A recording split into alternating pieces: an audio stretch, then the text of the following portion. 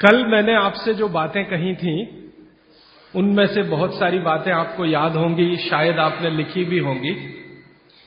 मुझे कल एक जानकारी दी बाबूजी ने, वो जानकारी आप सब तक पहुंचे।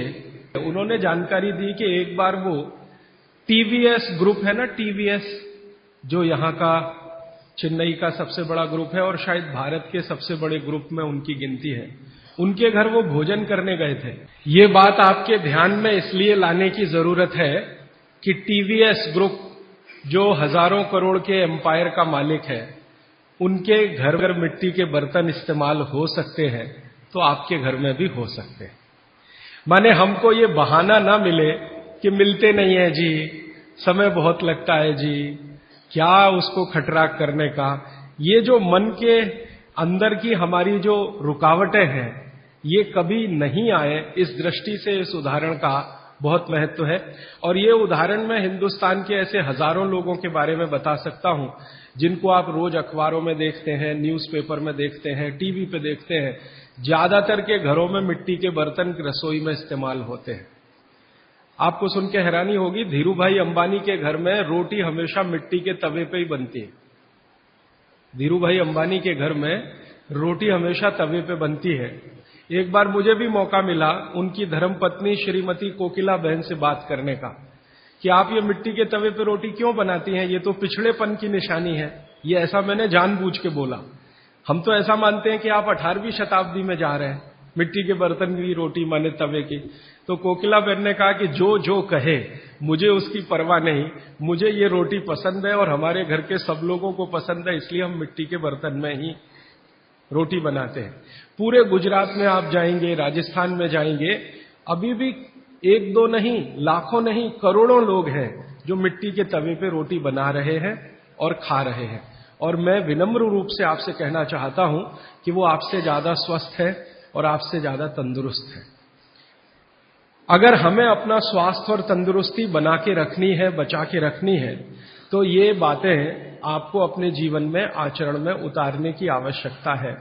और ये बातें अगर आपके आचरण में आती हैं तो कितनी बड़ी चीज होती है इस देश में कि अगर मान लो हिंदुस्तान में 112 करोड़ लोग हैं, 112 करोड़ लोगों में 20 करोड़ परिवार हैं, 20 करोड़ परिवारों में 20 करोड़ रसोई घर है। अगर 20 करोड़ रसोई घर में मिट्टी का तवा आने लगे तो 20 करोड़ तवा बनने लगेगा और लाखों कुम्हारों को रोजगारी मिल जाएगी जो बेरोजगार बैठे हैं, जिनके पास काम नहीं। अगर मिट्टी की हांडी में 20 करोड़ परिवारों में दाल बनने लगेगी, चावल बनने लगेगा, तो करोड़ों कुम्हारों को हांडी बनाने का काम मिल जाएगा जो आज बेकार बैठे हैं। और हिंदुस्तान में कुम्हारों की संख्या लगभग उतनी ही है जितनी ब्राह्मणों की है। सरकार के आंकड़े हैं, लगभग 18% कुम्हार हैं और कुम्हार जैसी जातियां हैं, 18% ही ब्राह्मण हैं। तो इतने बड़े समाज को अगर रोजगार हम दे पाते हैं तो बहुत बड़ी बात है। इसलिए अर्थव्यवस्था को भी मदद होती है, आपका स्वास्थ्य तो अच्छा रहता ही है। और मेरी जो मन की बात है वो आपसे मैं शेयर करना चाहता हूं कि मिट्टी से आपका जुड़ाव रहता है। मिट्टी से जुड़े रहना ये सबसे बड़ी बात मानी जाती है। हम पता नहीं कहां कहां से चेन्नई में आए हैं, कोई बिहार से आया, कोई राजस्थान से, कोई गुजरात से, लेकिन अक्सर मन में आता है कि अपनी मिट्टी से जुड़े रहें। तो अपनी मिट्टी से चेन्नई जैसे शहर में जुड़े रहने का एक ही रास्ता है कि आप इन मिट्टी के बनाए हुए बर्तनों का इस्तेमाल करें। तो स्वास्थ्य की दृष्टि से तो बहुत ही अच्छा है और अर्थव्यवस्था के लिए भी बहुत अच्छा है। मैंने कल जो बातें कही थी उनको 1 मिनट में फिर से रिपीट करता हूं। कल मैंने एक ही सूत्र का आपके सामने विश्लेषण किया था, भागवत ऋषि का लिखा हुआ, कि जिस भोजन को बनाते और पकाते समय पवन का स्पर्श और सूर्य का प्रकाश ना मिले, वो भोजन को कभी नहीं करना। इस विश्लेषण में से शुरू हुआ कि पवन का स्पर्श और सूर्य का प्रकाश कहां कहां नहीं मिलता। तो सबसे पहली चीज निकल के आई प्रेशर कुकर। प्रेशर कुकर का खाना ना खाएं। कल मैंने बहुत विस्तार से बता दिया, आज सिर्फ दोहरा रहा हूं याद रखने के लिए। और उसके विकल्प के रूप में मैंने आपसे कहा मिट्टी के बर्तनों में खाना बनाएं। मिट्टी के बर्तन में खाना बनाने के पीछे जो सबसे बड़ा वैज्ञानिक कारण है कि ये जो मिट्टी है इसमें 18 तरह के माइक्रो न्यूट्रिएंट्स हैं। ये बात हमेशा आप याद रखिएगा। कैल्शियम मिट्टी में है, आयरन मिट्टी में है, सिलिकॉन मिट्टी में है, सल्फर मिट्टी में है। आपके शरीर को हर दिन 18 तरह के सूक्ष्म पोषक तत्वों की जरूरत होती है। 18 तरह के सूक्ष्म पोषक तत्वों की जरूरत होती है, जिनको आप अलग अलग भाषा में बोल देते हैं कि हमको प्रोटीन्स चाहिए, हमको विटामिन्स चाहिए, हमको कार्बोहाइड्रेट्स चाहिए, हमको फैट्स चाहिए। ये डॉक्टर कहता है ना आज की भाषा में कि आपको प्रोटीन की कमी हो गई है, प्रोटीन चाहिए, आपको कार्बोहाइड्रेट्स ज्यादा चाहिए, आपको फैट्स ज्यादा चाहिए। तो ये जो कुछ भी चाहिए, इनको रसायन शास्त्र की भाषा में मैंने आपको समझाया कल, और आज कह रहा हूं कि ये 18 तरह के सूक्ष्म पोषक तत्व हैं, जिनको मिल जाने से आपके भोजन को संपूर्णता मिलती है, माने भोजन पूर्ण होता है। और संयोग से या प्रकृति के कुछ ऐसे नियम से ये सारे तत्व मिट्टी में है, इसलिए मिट्टी के बर्तनों का उपयोग आपके लिए बहुत ही अच्छा है। दूसरा मैंने आपको कारण बताया था विज्ञान का। जिस वस्तु को खेत में, कृषि भूमि में पकने में जितना ज्यादा समय लगता है, रसोई घर में भी उसको ज्यादा समय में ही पकाना चाहिए। क्योंकि मैंने आपसे कहा कि खेत की मिट्टी में अरहर की दाल खड़ी है, 7-8 महीने में तैयार होती है। 7-8 महीने धीरे धीरे उसने प्रोटीन लिया, प्रोटीन के रूप में कुछ केमिकल्स उसने लिए मिट्टी से। ये 7-8 महीने तक लेते रहे अरहर की दाल के दाने, उसकी जड़ों की मदद से, तने की मदद से। अब वो दाल तैयार हुई है तो उसको पकाने में भी समय लगना चाहिए। जल्दी से आपने पका दिया तो उसके अंदर जो प्रोटीन्स गए हैं, जो बहुत तरह के माइक्रो न्यूट्रिएंट्स मिट्टी से अंदर गए हैं, इनको वापस आपके शरीर में आने में संभावना नहीं है। वो टूटेंगे तो आपके लिए उपयोगी उतने नहीं होंगे। मैंने आपसे कहा कि प्रेशर कुकर में वाष्प का दबाव इतना ज्यादा होता है कि दाने टूटते हैं, पकते नहीं है, वो टूटते हैं। और टूटे हुए दाने, गर्म पानी है नीचे से, वो आपको ऐसा लगने लगता है कि वो पक गए हैं। वो पके नहीं है, वास्तव में वो सॉफ्ट हो गए हैं, मुलायम हो गए हैं। पकने से मतलब मैंने आपको बताया था कि उसके अंदर जो कुछ भी प्रकृति ने दी है पोषकता, वो आपको मिलने की स्थिति में आ गई या नहीं, तब हम उसको कहते हैं कि ये पक गया है। चाहे वो गेहूं का दाना हो, चाहे अरहर का दाना हो या तुअर का। तो ये बात अगर आपके ध्यान में आती है कि पकना मतलब क्या होता है और उबलना मतलब क्या होता है। एक शब्द है उबलना। उबलना होता है प्रेशर कुकर में, पकना होता है मिट्टी की हांडी में। क्योंकि मिट्टी की हांडी में धीरे धीरे पकती है हर चीज। कारण क्या है? मिट्टी जो है ना, ऊष्मा की कुचालक है। आप में से जो विद्यार्थी है वो जानते हैं, बैड कंडक्टर है, ऊष्मा की कुचालक है। माने मिट्टी को कोई चीज जल्दी ऊष्मा के रूप में मिलेगी नहीं, धीरे ही धीरे मिलेगी। तो धीरे ही धीरे फिर दाल पकेगी, और दाल पकेगी तो धीरे धीरे उसके माइक्रो न्यूट्रिएंट्स पानी के साथ आएंगे। फिर आप वो खाएंगे तो आपके शरीर को पूरी पोषकता मिलेगी। और भगवान ने जो चीजें बनाई हैं, प्रकृति ने जो चीजें बनाई हैं, उनकी पोषकता आपको मिले, इसके लिए बनाई।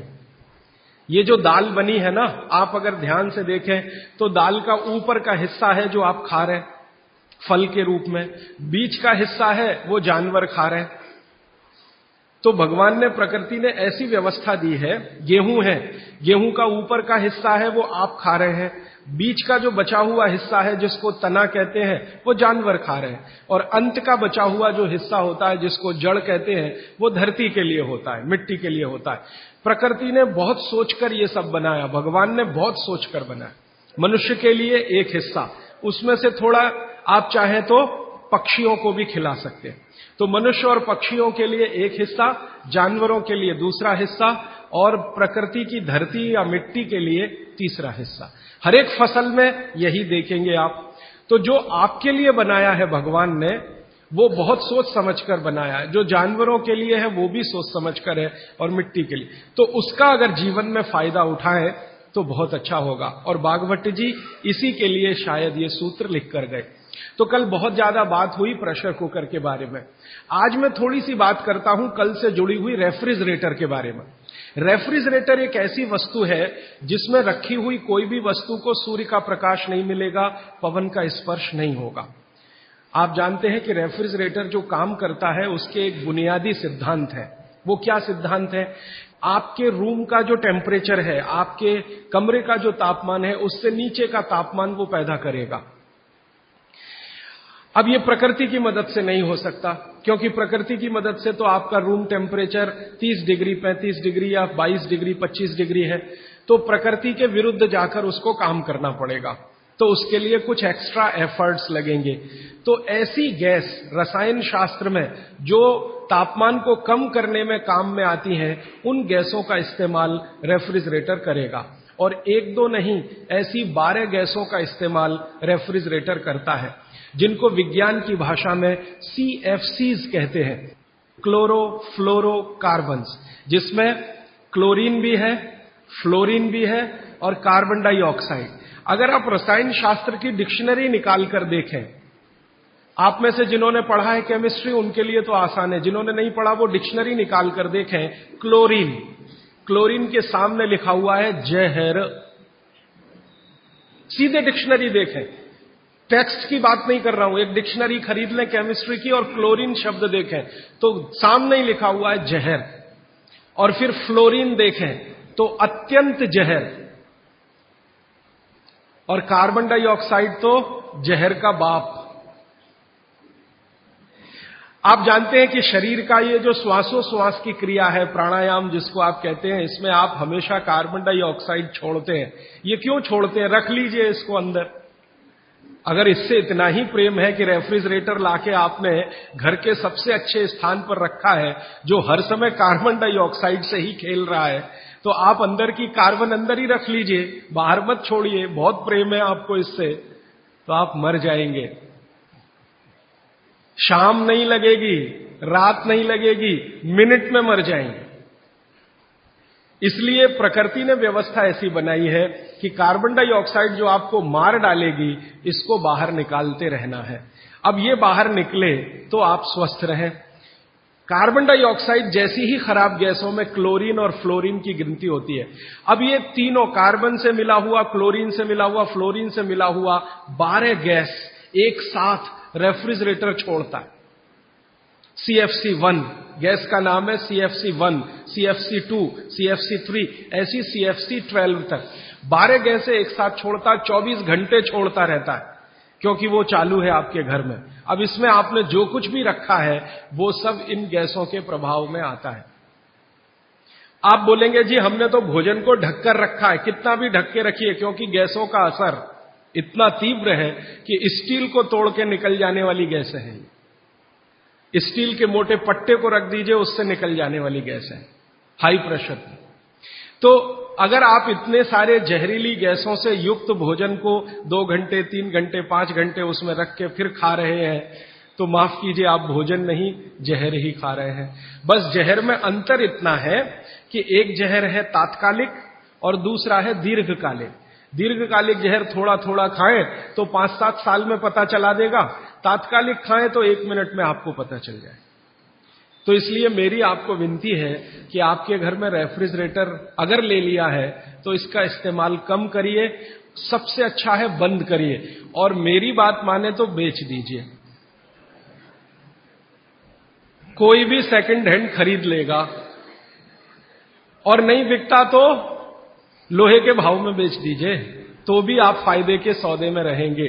क्योंकि इसके रखे रहने से जो मन में लालच है, लालच पता है क्या है? अगर ये है तो कुछ तो करो इसका, अगर ये है तो कुछ तो करो इसका, अगर ये है तो कुछ तो करो इसका। तो कुछ तो के चक्कर में हम जबरदस्ती ज्यादा खाना बनाते हैं और इसमें रखते जाते हैं। सवेरे का शाम को, शाम का अगले दिन सवेरे, अगले दिन का शाम को, ये चक्कर चलता रहता है। और ये चक्कर में खाने का, पोषकता का नाश होता रहता है। और मैं आपको एक विनम्रता पूर्वक दूसरी जानकारी देना चाहता हूं कि रेफ्रिजरेटर का आविष्कार हुआ तो उसके पीछे कारण क्या था। हर वस्तु के आविष्कार के पीछे कारण होता है। तो इसका कारण था ठंडे देशों की, ठंडे देश हैं America, Canada, Germany, France, Sweden, Switzerland, Denmark, Norway, इन देशों की आबो हवा। आप जानते हैं कि ये ठंडे देश हैं, -40 डिग्री सेंटीग्रेड तापमान होता है, और ज्यादा से ज्यादा प्लस में जाएं तो 15 से 20 डिग्री सेंटीग्रेड रहता है। तो 15-20 से -40 तक टेम्परेचर का जो वेरिएशन है, ये बहुत तकलीफ देने वाला वेरिएशन है। आप कभी एक अनुमान करने के लिए प्रयोग करिए, मैंने किया था। मैंने एक प्रयोग किया था कि एक बार मैंने क्या किया, बर्फ का सिल्ली 1, 2, 3 चारों तरफ से लगा के मैं उसके बीच में लेट गया, तो 15 मिनट में मेरा शरीर अकड़ गया, 15 ही मिनट में, जबकि मैंने खूब प्राणायाम और ये सब किया, 15 मिनट में शरीर अकड़ गया। और उस दिन मैंने मेरी बायोकेमिस्ट्री को ऑब्जर्व किया तो मैं बहुत ही परेशान था।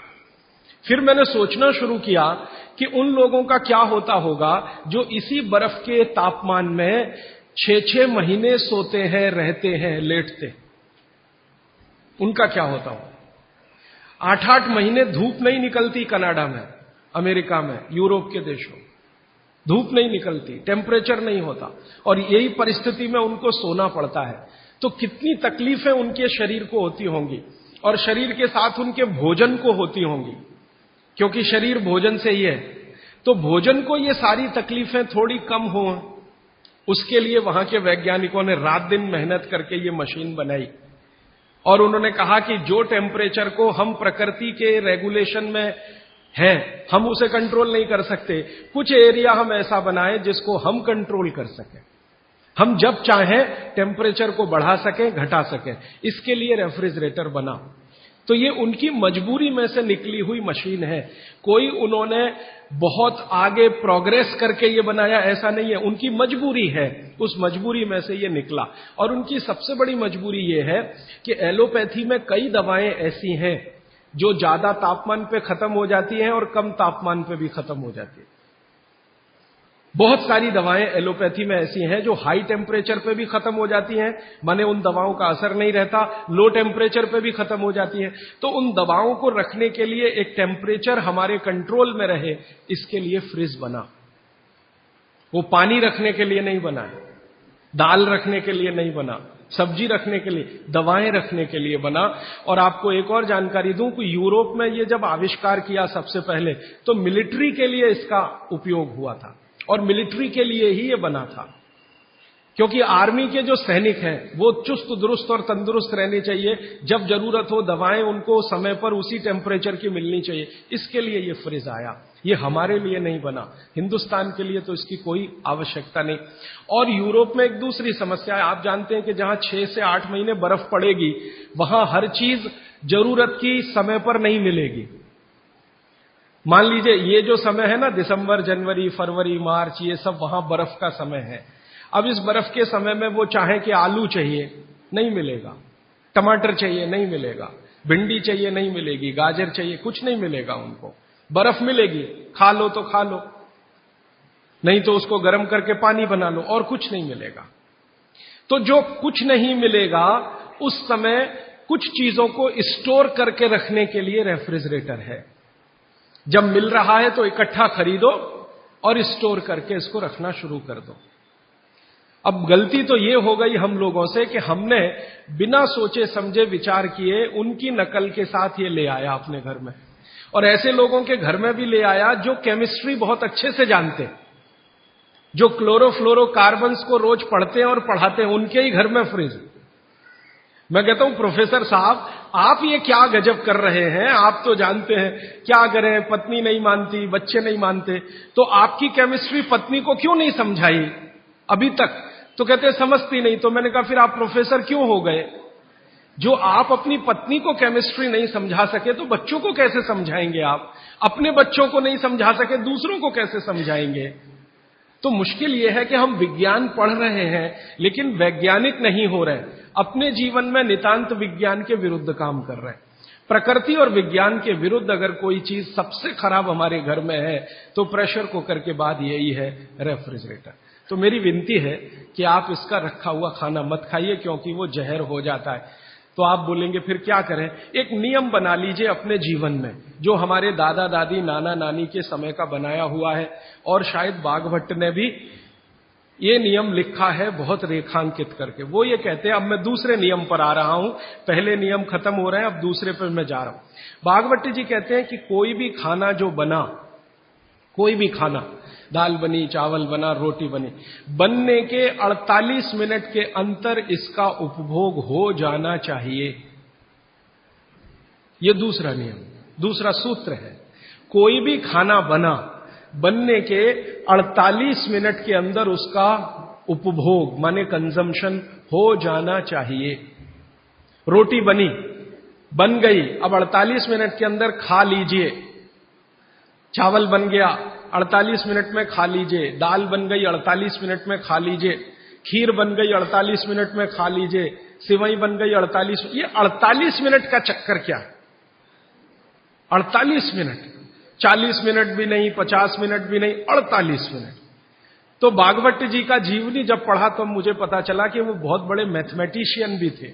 आयुर्वेद के तो चिकित्सक थे ही, मैथमेटिक्स के बड़े पंडित थे। तो उन्होंने जितने कैलकुलेशन किए हैं वो सब इसी तरह के हैं, 42 मिनट। अब ये जो मिनट है ये मैंने जोड़ा है, भागवत जी ने लिखा है 48 पल। हमारे यहां जो होता है ना, पल होता है, क्षण होता है, प्रतिपल होता है। हमारे यहां जो समय की नापने की डिग्रियां हैं वो पल है, क्षण है, प्रतिपल है, वगैरह वगैरह। ये जो मिनट का चक्कर है ये तो यूरोप और अमेरिका से आया हुआ है। ये मिनट आपको समझता है, पल समझता नहीं, इसलिए मैंने इसमें जोड़ दिया है। हालांकि 1 मिनट 1 पल के बराबर नहीं है। 1 पल 1 मिनट से थोड़ा कम है। अगर भागवत जी के कैलकुलेशन में करूं तो 1 मिनट का 52वां हिस्सा 1 पल है। और भागवत जी कहते हैं कि लगभग भोजन बनने के 50 पल के अंदर आप उसको कंज्यूम कर लीजिए। तो मिनट मैंने कैलकुलेट किए तो वो 48-47 के आसपास आता है। ये कैलकुलेशन है। तो जो बना हुआ भोजन है वो आप 48 मिनट में कर लीजिए, तो आपके लिए सबसे ज्यादा पोषकता देने वाला है। जो इसके बाद आप भोजन करें तो धीरे धीरे उसकी पोषकता कम होने लगती है। अगर आपने 6 घंटे के बाद किया बनने के बाद तो पोषकता कम हो जाएगी, 10 घंटे के बाद और कम हो जाएगी, 12 घंटे के बाद बिल्कुल ना के बराबर, और 24 घंटे के बाद तो खत्म, बासी हो गया।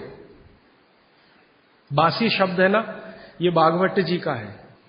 3500 साल पहले ये शब्द था, बासी हो गया जी। और वो कहते हैं ये बासी भोजन तो जानवरों के खिलाने के लिए भी नहीं है। आप कैसे खा रहे हैं? भागवत जी ने एक बहुत अच्छे मजे की बात लिखी है। उन्होंने कहा भारत देश में 365 दिन का जो चक्र है एक वर्ष का, इसमें एक ही दिन ऐसा है जिस दिन आप ये खा सकते हैं। 364 दिन नहीं खा सकते, एक ही दिन खा सकते हैं। और वो एक दिन का उन्होंने बहुत पक्का कैलकुलेशन किया है कि उस दिन शरीर के वात पित्त और कफ की अवस्था क्या होती है, उसके अनुसार बासी भोजन चलता है। तो मैंने वो जब ध्यान दिया तो पता चला कि वो दिन हमारे देश में एक त्योहार आता है, उसको मेरी मां कहती है बासोड़ा, आप पता नहीं क्या कहते हैं। एक ही त्योहार है अपने देश में जिस दिन हम बासी खाना ही खाते हैं। और ये जो त्योहार है, इस जो दिन पड़ता है, ये कार्तिक अगहन पूस माह के हिसाब से इसका जो दिन पड़ता है, भागवत जी का दिन भी वही पड़ता है। तब मेरे समझ में आया कि इस देश के त्योहारों के पीछे वैज्ञानिकता है। त्योहार ऐसे ही नहीं तय हो गए, इस दिन होली होगी, इस दिन दिवाली होगी, इस दिन ये होगा, इस दिन, इनके पीछे कुछ कैलकुलेशन है। भागवत जी का कैलकुलेशन है कि शरीर में 3 दोष हैं, वो आप सब जानते हैं, वात पित्त और कफ। इन पे आगे मैं विस्तार से बात करूंगा, यहां रेफरेंस के लिए कह रहा हूं। तो वात पित्त कफ 3 दोष हैं, ये समान स्थिति में रहे तो आदमी हमेशा निरोगी रहता है। इनकी स्थिति ऊपर नीचे हो, वात बढ़ गया, पित्त और कफ कम हो गया, पित्त बढ़ गया, वात और कफ कम हो गया, ऊपर नीचे हो, तभी रोगी होते हैं आप, तभी रोग पैदा होते हैं। तो एक दिन ऐसा आता है, 365 में से एक दिन ऐसा आता है जिस दिन ये वात पित्त कफ की स्थिति बिल्कुल ऐसी होती है जो विचित्र लगती है, माने होनी नहीं चाहिए ऐसी स्थिति हो जाती है। तो भागवत जी कहते हैं कि उस स्थिति को काबू में लाने के लिए बासी खाना ही चाहिए जिसकी पोषकता पूरी चली गई हो। क्योंकि जिस दिन ऐसी स्थिति आती है उस दिन शरीर को प्रोटीन नहीं चाहिए, प्रोटीन बिल्कुल नहीं चाहिए। तो प्रोटीन सब खत्म होगा तब जब खाना बहुत पुराना हो जाए। तब मेरे समझ में आया कैसी वैज्ञानिकता है। तो आप साल में एक ही दिन बासी भोजन कर सकते हैं। अब आप देखो कि एक दिन के लिए फ्रिज लगेगा साल में, तो 364 दिन की बिजली क्यों खर्च करना उसके लिए, और 364 दिन का इतना स्थान क्यों घेर के रखना। चेन्नई में बहुत महंगा है स्थान, 1 स्क्वायर फुट का क्या भाव है, 3000। तो फ्रिज अगर रखा है मान लो 5-7 स्क्वायर फीट में, तो 3000 में 5 का गुणा कर लो, 15,000 रुपए रोज का खर्चा एक तो दे दिया फ्रिज खरीदने में, और ये जिंदगी भर इतना स्थान घेर कर खड़ा है जो इस्तेमाल नहीं हो रहा है, तो कितना घाटे का सौदा है। तो इस घाटे के सौदे को अपने जीवन में मत लाइए। मेरी विनती है कि जिन्होंने फ्रिज नहीं खरीदा है वो ना खरीदें, जिन्होंने खरीद लिया है वो धीरे धीरे इसका उपयोग कम करें। एक दिन थोड़ा ऐसा आए कि उपयोग उसका बंद ही हो जाए, तो आपके जीवन के लिए बहुत अच्छा है। और आप जानते हैं कि आजकल पर्यावरण के प्रदूषण की बहुत चर्चा हो रही है। दुनिया भर के वैज्ञानिक परेशान हैं कि क्लाइमेट चेंज हो रहा है, सर्दी कम हो रही है, गर्मी बढ़ रही है। सर्दी कम होने में और गर्मी बढ़ाने में जिन गैसों का सबसे बड़ा योगदान है वो यही गैसें हैं, CFC1, CFC2, CFC3, CFC12 तक। तो सारे दुनिया के देश परेशान हैं कि क्या करें क्या करें। अभी इंडोनेशिया के बाली द्वीप में 7 दिन का सम्मेलन हुआ। अमेरिका, जर्मनी, भारत जैसे 156 देशों के राष्ट्रपति, प्रधानमंत्री 7 दिन झक मार रहे थे यही बात के लिए कि भाई CFC का प्रोडक्शन कम कैसे किया जाए। तो इसमें थोड़ा आप भी सहकार कर दीजिए। ये प्रोडक्शन कम होने के लिए फ्रिज की जरूरत बंद करने की है, तो ये प्रोडक्शन कम होगा। तो इसलिए मैंने कल आपसे कहा था कि फ्रिज का भी खाना ना खाएं, समय का ध्यान रखें। ये बात हमेशा याद रखें कि बना हुआ खाना 48 मिनट के अंदर खा लेना चाहिए। अब ये 48 मिनट का जो कैलकुलेशन है, कल मैं इस पे आपसे और ज्यादा विस्तार से बात करूंगा, क्योंकि एक सूत्र कल आएगा। आज बस इतनी सी बात। और एक तीसरी बात जो मैंने कल आपसे शुरू की थी, माइक्रोवेव ओवन। माइक्रोवेव ओवन भी कुछ इसी तरह का किस्सा है। इसमें भी टेम्परेचर को आप कंट्रोल करते हैं। और माइक्रोवेव ओवन में कोई भी चीज आप जब रखते हैं ना गर्म करने के लिए, तो वो चीज का एक हिस्सा गर्म होता है, पूरा नहीं होता। गर्म होने के लिए हमारी जो कल्पना है वो चारों तरफ से एक साथ एक जैसा टेम्परेचर आए। वो पानी ही कर सकता और कोई चीज नहीं है दुनिया। पानी गर्म करके उसमें कोई चीज डालें तो सही गर्म होती है, और माइक्रोवेव ओवन में पानी का कोई काम नहीं। और ये माइक्रोवेव ओवन भी यूरोप और अमेरिका के लिए है, क्योंकि वहां बहुत ठंडी है, आपके लिए नहीं है, क्योंकि यहां तो बहुत गर्मी है। तो अब हमारे घर में क्या हुआ है वो मैं विनम्रता पूर्वक आपसे कहता हूं, आपने कुछ चीजों को स्टेटस सिंबल बना रखा है, वो बदल दीजिए। ये स्टेटस सिंबल नहीं है, ये मजबूरी की चीजें हैं। कहते हैं ना मजबूरी में हमने ये किया, मजबूरी में हमने ये किया। तो आप मान लीजिए कि मजबूरी में फ्रिज लाया, मजबूरी में माइक्रोवेव ओवन लाया, मजबूरी में प्रेशर कुकर लाया। ये कोई छाती ठोक के बताने की बात नहीं है कि मेरे घर में फ्रिज है, या मेरे घर में माइक्रोवेव ओवन है, या मेरे घर में। आप इसको शर्म से बताइए कि मैं क्या बताऊं, मेरी मजबूरी थी, उस दिन दिमाग कुछ फिर गया था, मेरा विवेक शून्य हो गया था, तो मैंने मेरे खून पसीने की कमाई बर्बाद कर दी और ये ले आया। तो ये इस तरह से कहना जब शुरू करेंगे तो थोड़े दिन में आपकी भावना अपने आप बदल जाएगी और ये चीजें आपके बाहर निकल जाएंगी। ये जो 48 मिनट का कैलकुलेशन है, ये जैन दर्शन में भी है। आप में से कोई भी जैन समाज के लोग होंगे तो मेरी बात आपको बहुत जल्दी समझ में आएगी।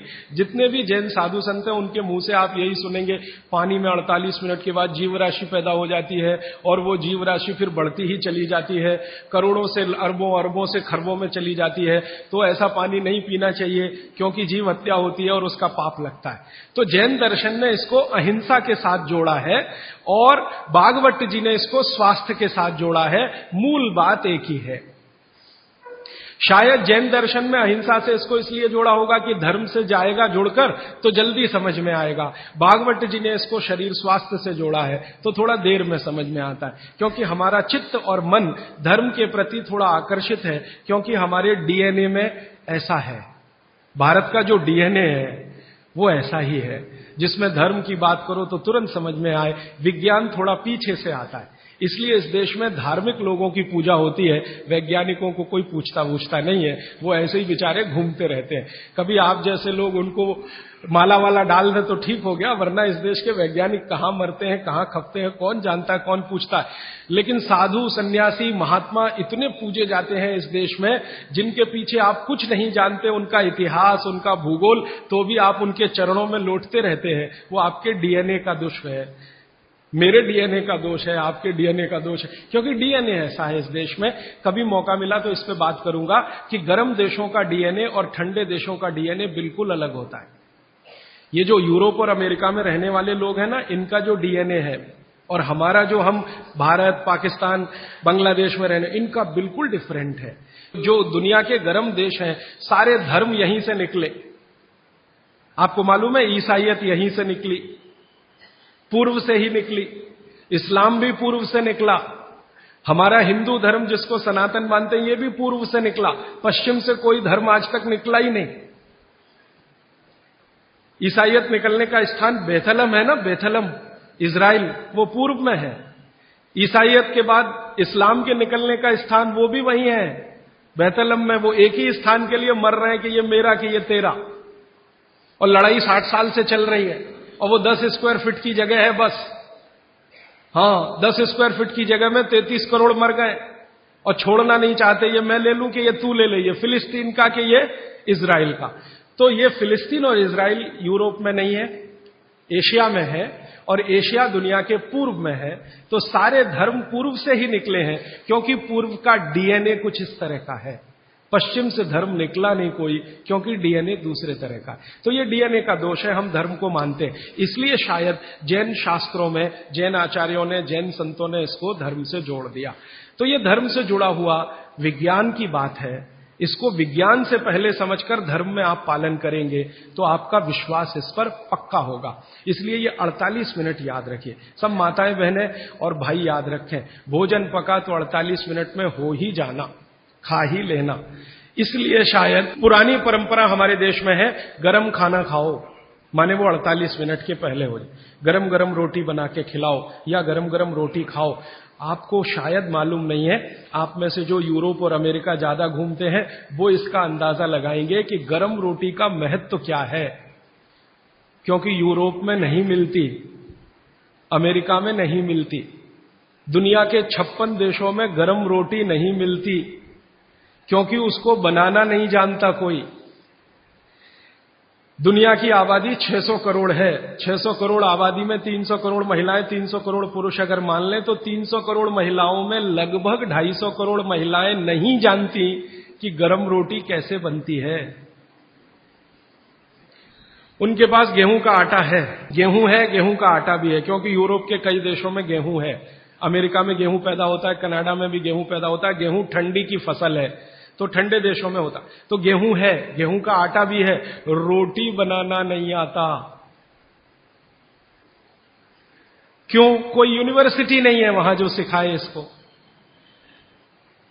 कोई कॉलेज नहीं है जो सिखाए इसको। तो यूनिवर्सिटी, कॉलेज नहीं है, और कोई मां नहीं है जो अपनी बेटी को सिखाए, क्योंकि मां को नहीं आता तो बेटी को क्या सिखाए। और हजारों लाखों सालों से वहां ये चक्कर चल रहा, रोटी बनाना नहीं आता। किसी यूरोपियन और अमेरिकन व्यक्ति के बारे में अभी एक छोटा सा किस्सा बताता हूं। थोड़े दिन पहले हमारे पास एक दंपत्ति आए फिनलैंड से, एक पति और एक पत्नी दोनों आए। उन्होंने कहा मुझे भारत का गांव देखना है, तो हमने एक गांव में भेज दिया। संयोग से जिस गांव में गए वहां शादी थी, तो हमने कहा उसमें भी आप शामिल हो जाइए, तो भारत क्या है आपको ज्यादा अच्छे से समझ में आएगा। तो वो शादी में जब शामिल हुए तो रोटियां बना रहे थे, कोई पूड़ी बना रहा है। तो गांव में तो आप जानते हैं ना, नौकर नहीं बनाते, सब गांव इकट्ठा होकर बनाता है। जिसके घर में शादी है उसके घर में दूसरे घर के लोग आ जाते हैं, दूसरे घर का चूल्हा बंद हो जाता है, सब एक ही घर में खाते हैं। तो सब महिलाएं बना रही थी। तो उस फिनिश दंपत्ति ने पूछा ये सब कितना पैसा लेंगी। तो उनको कहा ये पैसा वैसा नहीं लेने वाले। तो ये कैसे हो सकता है? तो हमने कहा ये है क्योंकि भारत कोऑपरेशन पे चलता है, कंपटीशन से नहीं चलता ये देश। हमारे समाज में कोऑपरेशन है, कंपटीशन नहीं है। तो फिर वो फिनिश दंपत्ति में जो महिला थी वो सबसे ज्यादा इस बात को परेशान थी लेकर कि ये रोटी एकदम गोल बन रही है, 100% गोल। उसकी जिंदगी में ये कल्पना नहीं है कि 100% गोल चीज कोई हाथ से बन सकती है। वो कहती है उसने कभी सोचा था भारत के बारे में कि मशीन से बनाते होंगे रोटी, और वो कह रहे हैं ये हाथ से बनाते हो 100% गोल। तो उसका जितना कैमरे में रील थी उसने सब उसी पे खर्च कर दी, गोल रोटी बना के देखने में। उसको माने आपको मैंने ये उदाहरण इसलिए दिया कि उनके लिए ये अजूबा है, उनको लगता है कि कोई महिला ये कर पाए। और मैंने जब वो जा रहे थे तो पूछा आपको भारत में कौन सी चीज सबसे अच्छी, तो उनका ये जो रोटी है गोल, ये सबसे महत्वपूर्ण वस्तु है जिसकी वैल्यू हमारे लिए सबसे ज्यादा है, क्योंकि हम जानते नहीं ये कैसे बनती है। और आपके घर में हर माँ बहन इसको बना सकती है, 10-12 साल की बहन भी आसानी से बना सकती है। इसका मतलब है कि रोटी ताजा और गर्म ये भारत में ही संभव है, दुनिया के दूसरे देशों को नसीब नहीं है। तो आप समझ लीजिए कि आपके पास कितनी वैल्यूएबल चीज है गर्म रोटी, और उसको आप छोड़कर ठंडी करके खाएं तो ये आपका दुर्भाग्य है, सौभाग्य नहीं। तो रोटी को गरम गरम ही खाएं, गरम गरम ही खिलाएं।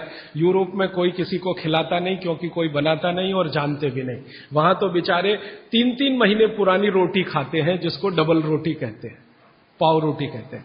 मैंने एक सिंपल कैलकुलेशन किया था कि पाव रोटी बनने के बाद और खाने तक 90 दिन निकल जाते। अमेरिका और यूरोप में पता है क्या कि गेहूं हर जगह होता नहीं, कुछ जगह होता, तो गेहूं बड़े बड़े ट्रक में भर के वहां तक जाता है जहां गेहूं को पीसने वाली चक्कियां लगी हुई हैं, फ्लोर मिल्स, वहां उनका आटा बनता, फिर वो आटा ट्रक में भर भर के फिर वहां जाता है, फिर जाकर उससे डबल रोटी बनती है, फिर वो वहां से बनकर कहीं और जाती है, फिर ऐसी चक्कर में 90 दिन निकल जाते हैं। हमारे आयुर्वेद शास्त्र में भागवत जी कहते हैं कि आटे को जितना ताजा इस्तेमाल किया उतना ही बेहतरीन है। आटे के बारे में वो कहते हैं जितना ताजा इस्तेमाल किया उतना ही बेहतरीन है। रोटी के बारे में कहते हैं 48 मिनट के अंदर खा लेना चाहिए। और पिसा हुआ आटा वो ये कहते हैं कि 15 दिन से ज्यादा पुराना कभी भी मत खाना,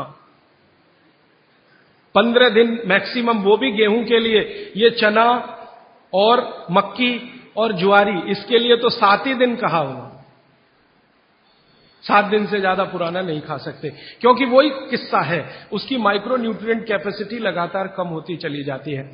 तो अब आप बोलेंगे जी ताजा आटा कहां से लाएं? चक्की है, जिंदाबाद।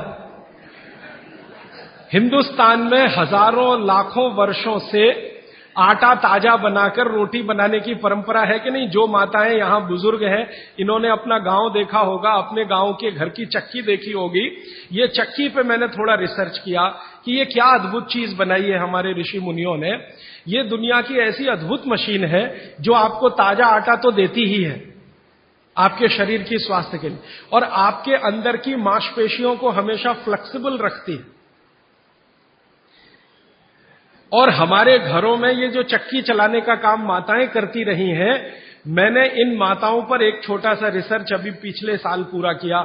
मेरे एक दोस्त हैं, आयुर्वेद के चिकित्सक हैं, उनके साथ मिलकर, वो गांव में रहते हैं। तो मैंने कहा आप गांव की कुछ महिलाओं पर अध्ययन करिए कि जो चक्की चलाती हैं, इनके बारे में जरा पता करिए। और जो चक्की नहीं चलाती, पिसा हुआ आटा लाती हैं। तो उन्होंने कहा जो चक्की चलाने वाली माताएं हैं, उनके गांव में 90 माताएं हैं, किसी को भी सिजेरियन डिलीवरी नहीं हुई है। चक्की चलाने वाली माताओं के पैरों में दर्द नहीं है। चक्की चलाने वाली माताओं को कभी भी कंधा नहीं दुख रहा है, गर्दन नहीं दुख रही है, नींद अच्छी आ रही है, डायबिटीज नहीं है, हाइपरटेंशन नहीं है, ब्लड प्रेशर नहीं बढ़ा है, 48-50 बीमारियां नहीं है। और जो माताएं पिसा हुआ आटा ला रही हैं, कैप्टन कुक, आईटीसी का, उनके घरों में डायबिटीज भी है, अर्थराइटिस भी है, हाइपरटेंशन भी है, ये भी है वो। तो मैंने वो वैद्य जी को कहा कि आप क्या मानते हैं ये जो चक्की चलाने वाली माताएं, ये ऐसा क्या विशेष काम कर रही हैं? तो उन्होंने मुझे समझाया, वो मेरे भी समझ में आया, आपको भी समझ। हम जब चक्की चलाते हैं तो एक दिन चला के देखिए तो आपको समझ में आए। सबसे ज्यादा दबाव पेट पे पड़ता है, हाथ पे इतना नहीं है, पेट पे दबाव है। और मां के पेट में एक एक्स्ट्रा ऑर्गन है जो पिता के पेट में नहीं है, जिसको गर्भाशय कहते हैं। ये गर्भाशय आपके पेट के बिल्कुल बीचों बीच हिस्से में, चक्की चलाते समय सबसे ज्यादा जोर वहीं है। और गर्भाशय के बारे में आयुर्वेद के सारे रिसर्च और आधुनिक विज्ञान के सारे रिसर्च ये कहते हैं कि ये गर्भाशय के आसपास के एरिया में जितना हलन चलन हो उतनी इसकी फ्लेक्सिबिलिटी है। फ्लेक्सिबिलिटी माने मुलायमियत, अंग्रेजी शायद आप समझ जाएंगे। फ्लेक्सिबिलिटी, मुलायमियत, इलास्टिसिटी एक शब्द होता है अंग्रेजी में, इलास्टिसिटी। इलास्टिसिटी का मतलब जब चीज की जरूरत पड़े तो उसको तान देना, जब जरूरत पड़े तो उसको संकुचित कर दे। ये हमारे गर्भाशय का सबसे बड़ा गुण है। इसी गुण के कारण बच्चे का जन्म होता है। और ये गुण को बनाए रखने में सबसे बड़ी भूमिका है हलन चलन। वहां आसपास मांसपेशियां, उनका हलन चलन रहे। तो ये हलन चलन सबसे अच्छे तरीके से, मैंने खुद चला के देखा चक्की, ये सबसे ज्यादा पेट के हिस्से में ही होता है। तब मेरे समझ में आया कि जो माताएं नियमित रूप से चक्की चला रही हैं, उनको सिजेरियन डिलीवरी नहीं हो रही है, क्योंकि गर्भाशय की इलास्टिसिटी मेंटेन है, तो आसानी से बच्चा बाहर आ रहा है बिना किसी ऑपरेशन के। तब मुझे ध्यान आया कि हमारी जो पुरानी माताएं हैं, उनके 8-8, 10-10 बच्चे होते थे, कभी सुना नहीं कि सिजेरियन। वो दाई आती थी गांव की, जो एमबीबीएस नहीं है, एमडी नहीं है, एमएस नहीं है, और बच्चे करा के चली जाती थी, ऐसे ही जैसे दाल पका के कोई चला गया या चावल पका के कोई चला गया। हां, ऐसे होता है। तो हमने इस बात को जब ध्यान दिया, तब मेरे मन में आया कि इसको थोड़ा और बड़ा रिसर्च करना चाहिए।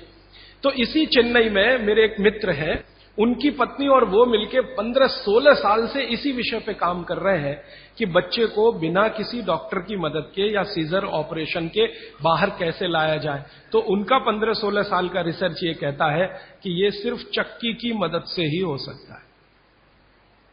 और आयुर्वेद तो यहां तक कहता है कि मां का गर्भ 7वें महीने तक चक्की चलाने की अनुमति देता है। मां को 7वें महीने तक चक्की चलवाई जा सकती है, 8वें महीने में नहीं, फिर उसको बंद कर देना अच्छा है। और उतने 7 महीने की चक्की आपके लिए पर्याप्त है कि वो बच्चा बिना सीजर के हो। और जो बच्चे बिना सीजर के हैं, उनके जीवन को आप देख लें, और जो सिजेरियन है उनके जीवन को देख लें, जमीन आसमान का अंतर है। सीजर बच्चे ज्यादा बीमार हैं, समय समय पे बीमारियां हैं। जो बिना सीजर हैं वो सब स्वस्थ हैं, दुरुस्त हैं, तंदुरुस्त हैं। ब्रेन का डेवलपमेंट भी उनका अच्छा है, लॉजिक को डेवलप करने की कैपेसिटी, कल्पनाशीलता उनमें दूसरे बच्चों से ज्यादा है। तो भागवत जी का सूत्र है कि खाना बना तो 48 मिनट में खाएं, और खाना बनाने वाली जो वस्तुएं हैं, जिनमें सबसे महत्वपूर्ण है आटा, गेहूं का आटा 15 दिन से ज्यादा पुराना ना खाएं। जवारी, बाजरी और मक्की का आटा 7 दिन से पुराना ना खाएं। और वो ये कहते हैं कि रोज का हो तो सबसे अच्छा, सुबह बनाएं और शाम को आटा इस्तेमाल हो जाए तो वो सबसे अच्छा, ज्यादा दिन पुराना ना हो। तो अब आप इसको अपने जीवन में कैसे उतारेंगे इस सूत्र को? अगर संभव हो तो एक एक चक्की ले लीजिए, संभव हो तो। इससे कई फायदे हैं। आपको सबसे बड़ा फायदा तो यह है कि आपके घर में मां है, कोई बहन है, उसको मां बनने के समय ये बहुत मदद करेगी चक्की। दूसरा, आपका वेट कम करने में बहुत मदद करेगी चक्की। अगर आपको एक्स्ट्रा वेट है और आप उसको लूज करना चाहते हैं तो 15 मिनट सुबह चक्की चलाया पर्याप्त है। 15 मिनट सुबह अगर आपने चलाया, 3 महीने बाद आप देखना 12 से 13 किलो वजन कम होगा आपका, सिर्फ 15 मिनट की चक्की। रामदेव जी चक्की चलवाते हैं कि नहीं? आप चलाते हैं कि नहीं? लेकिन वो चक्की चलाते हैं जिसमें कुछ होता ही नहीं है, ऐसे ऐसे चलवाते हैं कि नहीं? तो असलियत में ही चला लो, कुछ तो आटा तो मिलेगा।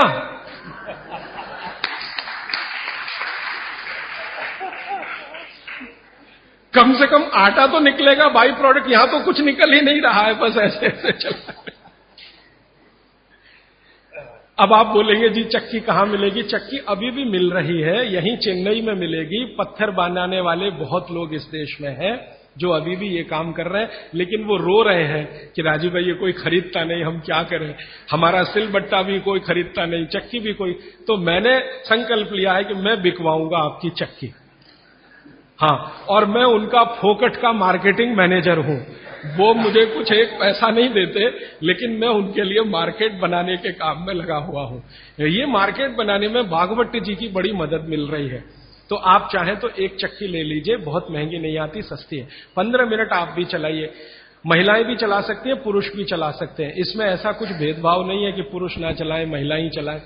महिला चलाएं तो उनको थोड़ा एक्स्ट्रा गेन है। एक्स्ट्रा गेन माने आपको जो एक्स्ट्रा ऑर्गन है बॉडी में, यूट्रस, वो पुरुष को नहीं है, इसको मदद मिलेगी आपको फ्लेक्सिबल बनाए रहे। और मैं आपको एक बहुत गहरी बात कहने आया, वो माताओं बहनों को विशेष रूप से, उम्र के एक पड़ाव में जब आप 45 वर्ष के आसपास हो जाएंगी, तब आपको गर्भाशय के बहुत सारे कॉम्प्लिकेशन शुरू होंगे।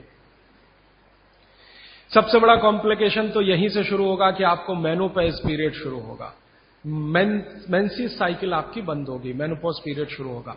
और उस पीरियड में जितने कॉम्प्लिकेशन हो सकते हैं वो बच्चे के जन्म के समय भी नहीं होते कभी।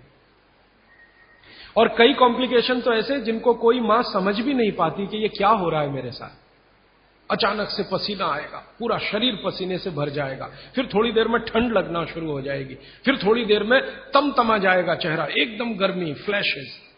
समझ में नहीं आता किसी मां को कि अभी थोड़ी देर पहले पसीना था, अभी इतनी गर्मी आ गई और अभी इतनी ठंडी लगने लगी। इतने वेरिएशन होते हैं, मिनट मिनट में वेरिएशन होते हैं। मन आपका इतना डिप्रेशन में चला जाएगा, इतना अवसाद में चला जाएगा कि दुनिया बिल्कुल बेकार है, इसमें क्या करना जिंदा रह के।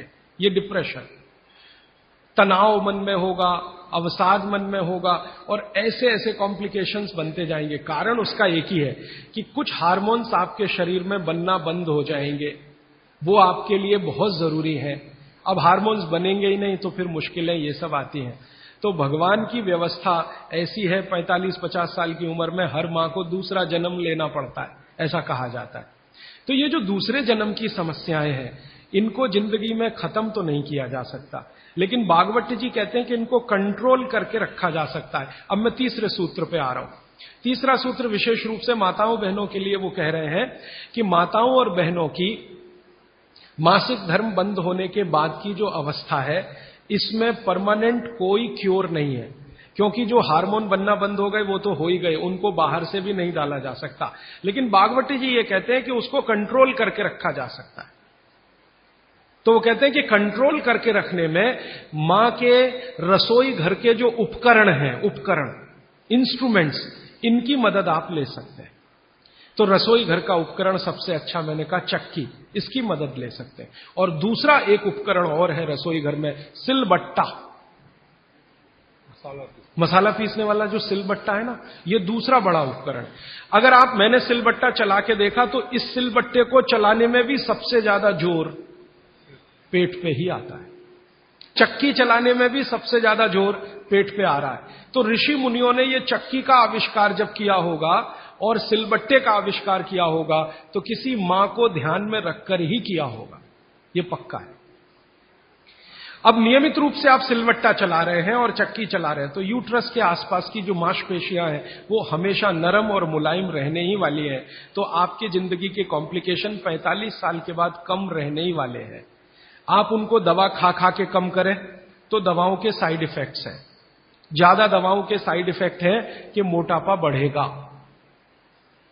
एक HRT टेक्निक है, हार्मोन रिप्लेसमेंट थेरेपी, ज्यादातर माताएं उसमें जाती हैं 45-50 साल की उम्र में, हाथ जोड़कर विनती है कि कभी ना जाएं। और अगर आप गए उसमें तो आपके वजन को कोई भी दुनिया का भगवान नहीं बचा सकता बढ़ने से, बढ़ेगा ही। क्योंकि हार्मोन रिप्लेसमेंट थेरेपी में जो मेडिसिन है वो सब मेद बढ़ाने वाली है, मेद माने शरीर में एक्स्ट्रा वेट बढ़ाने वाली।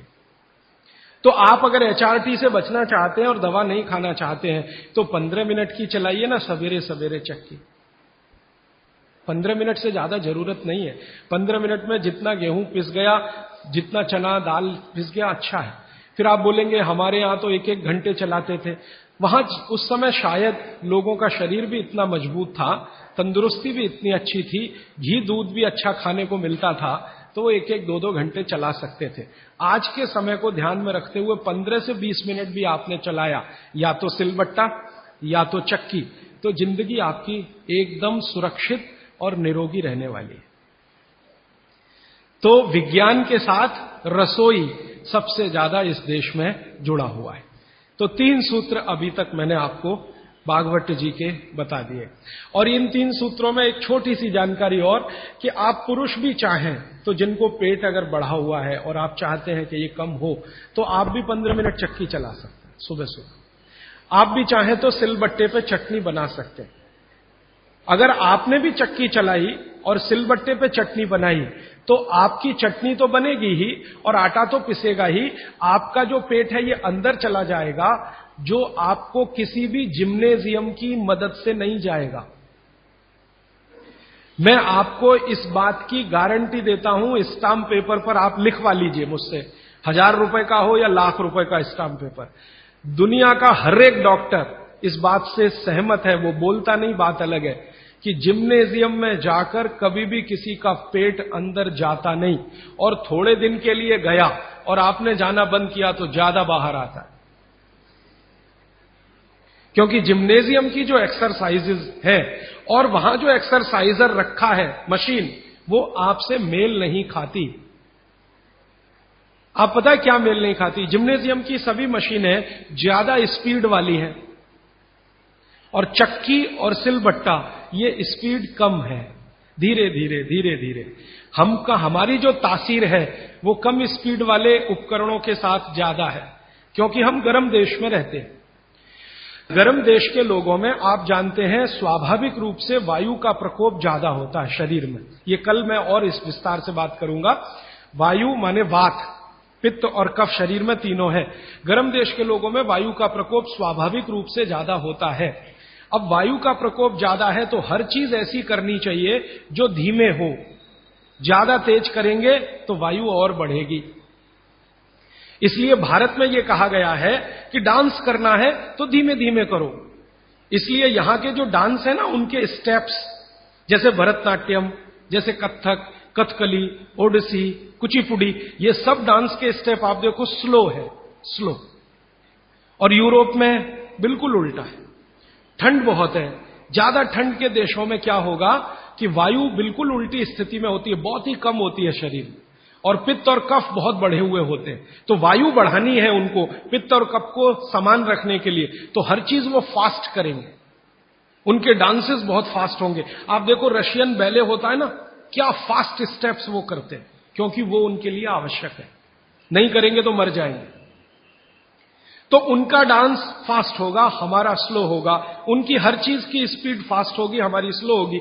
इसलिए हमने चक्की बनाई, सिलबट्टा बनाया, बैलगाड़ी बनाई, क्योंकि हर चीज हमें स्लो चाहिए। बात हमारा बढ़े नहीं, स्पीड से बात बढ़ता है, ध्यान रखिए इस बात को। बैलगाड़ी क्या है? पहिया ही तो है। मुख्य क्या है? पहिया है ना। तो पहिए का इन्वेंशन सबसे पहले भारत में ही हुआ दुनिया में, लेकिन हमने वो बैलगाड़ी में लगाया, हवाई जहाज में नहीं लगाया। हम भी चाहते तो हवाई जहाज का पहिया बना सकते थे। जिसने सबसे पहला पहिया बनाया दुनिया में वो हवाई जहाज का भी बना सकता था, लेकिन जरूरत नहीं अपने को जरूरत बैलगाड़ी की ही है, क्योंकि ये स्लो है। स्लो इसलिए कि बैल जो खींच रहा है उसके शरीर को वायु का प्रकोप ना बढ़े। हमारे यहां मनुष्य के लिए जितना सोचा गया, बैल के लिए भी उतना ही सोचा गया, क्योंकि बैल और मनुष्य बराबर है हमारे यहां, अलग नहीं है, हिस्सा है हमारा, परिवार का हिस्सा। तो बैल जब बैलगाड़ी को खींचे, अगर गाड़ी फास्ट है तो बैल को फास्ट दौड़ना पड़ेगा, तो बैल की वायु बढ़ेगी, और वायु बढ़ने से मृत्यु जल्दी होती है। तो बैल ज्यादा दिन तक जीवित रहे, आपका काम करे, इसलिए बैलगाड़ी में स्पीड स्लो रहे, इसलिए बड़ा पहिया बनाया। पहिया जितना बड़ा होगा स्पीड उतनी स्लो होगी, पहिया जितना छोटा होगा स्पीड उतनी ज्यादा होगी। नंबर ऑफ रोटेशंस होंगे ना पर मिनट, जिसको आप RPM, रोटेशंस पर मिनट, जितने ज्यादा होंगे स्पीड उतनी होगी। तो रोटेशन ज्यादा करने के लिए छोटे पहिए ही चाहिए, इसलिए हवाई जहाज में छोटे पहिए हैं। हमको स्पीड ज्यादा करनी ही नहीं है, क्योंकि वात बढ़ाना नहीं है अपने शरीर का, इसलिए हमने बैलगाड़ी का बड़ा पहिया बनाया। अब हमने बैलगाड़ी बनाई तो पिछड़े नहीं है, और उन्होंने हवाई जहाज का पहिया बनाया तो अगड़े नहीं है। उन्होंने अपनी मजबूरी का समाधान करने के लिए बनाया, हमने हमारी मजबूरी का समाधान करने के लिए बनाया। वो जो कहते हैं ना, invention is the mother of necessity. हमारी जरूरत थी कि वात हम कम रखें अपने शरीर में और जानवरों के शरीर में, क्योंकि गर्म देशों में वात वैसे ही बहुत बढ़ता है। तो इसको कम रखने के लिए इसलिए सिलबट्टा है, धीरे धीरे चलता है। और वो जो आपके घर में है मसाला पीसने वाली मशीन, मिक्सी, एकदम फास्ट, ये यूरोप के लिए है। आपके लिए नहीं है। हमारा तो वो धीरे धीरे वाला ही अच्छा है। चक्की धीरे धीरे चलती है। यूरोप से आई हुई चक्की बिजली की जो है ना, एकदम फास्ट चलती है। अब मैं जो एक बात कहना चाहता हूं, जो 4 साल से 5 साल से हम कर रहे हैं, हमारा एक केंद्र है, वहां हम चक्की चलाते हैं। उसका नाम है स्वानंद। हमारे सभी केंद्रों का नाम स्वानंद है, हमारा ब्रांड नेम स्वानंद। तो उस केंद्र में हम चक्की चलाते हैं। चक्की चलाकर गेहूं का आटा बनाते हैं, जवारी का आटा और बाजरी का आटा, सब तरह के आटे। और वो आटा के 100 परिवार 125 परिवार के लोग नियमित रूप से लेके जाते हैं और खाते हैं। वो 100-125 परिवारों का सारा डाटाबेस हमने बनाया है। अब वो 100-125 परिवारों को 4 साल चक्की का आटा खिला खिला के हम पूछते रहते हैं, भाई क्या हो रहा है? तो कहते हैं एसिडिटी खत्म हो गई। और क्या हो रहा है? कहते हैं जी घुटने का दर्द कम हो गया। और क्या हो रहा है? नींद अच्छी आ रही है। और क्या हो रहा है? पित्त की बीमारियां कम हो गई हैं। और क्या हो रहा है? वो कहते हैं जी ब्लड प्रेशर भी कम हो रहा है।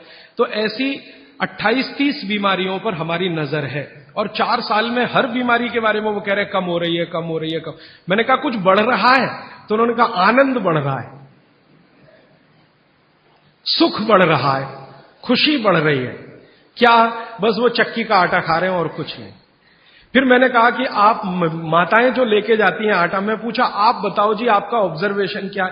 तो उन्होंने कहा ये जो चक्की का आटा, इसकी रोटी इतनी नरम होती है, और वो जो बाजार का आटा लाते हैं उसकी रोटी थोड़ी ही देर में कड़क होती है।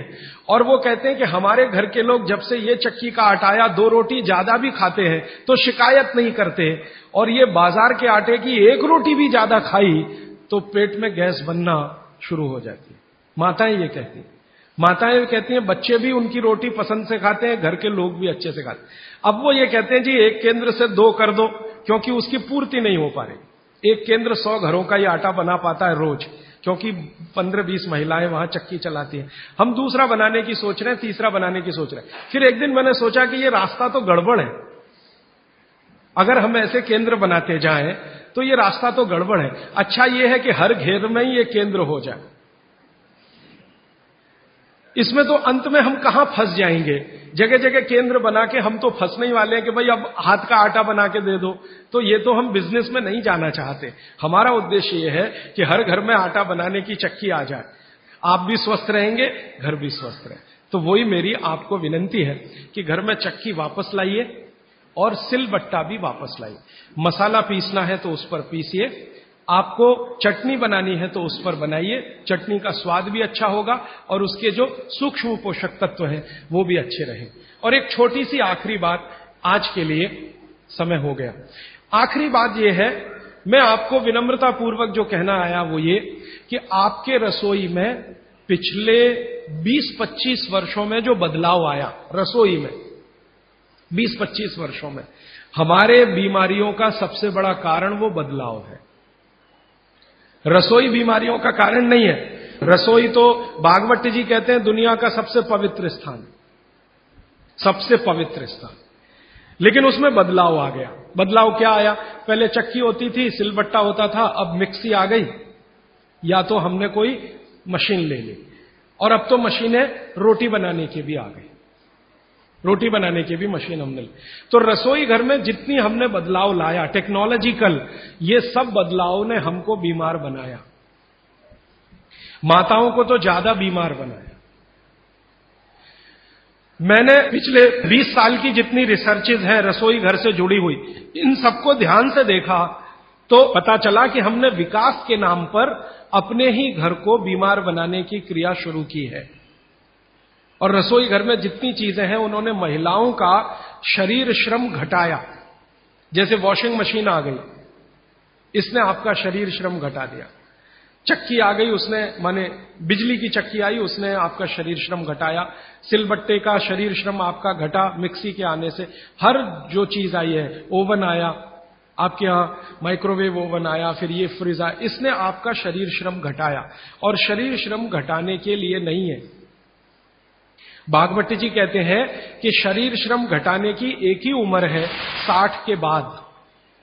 जब आप 60 के हो गए तब आप शरीर श्रम कम करते जाइए। 60 साल तक तो शरीर श्रम कम करने की जरूरत नहीं।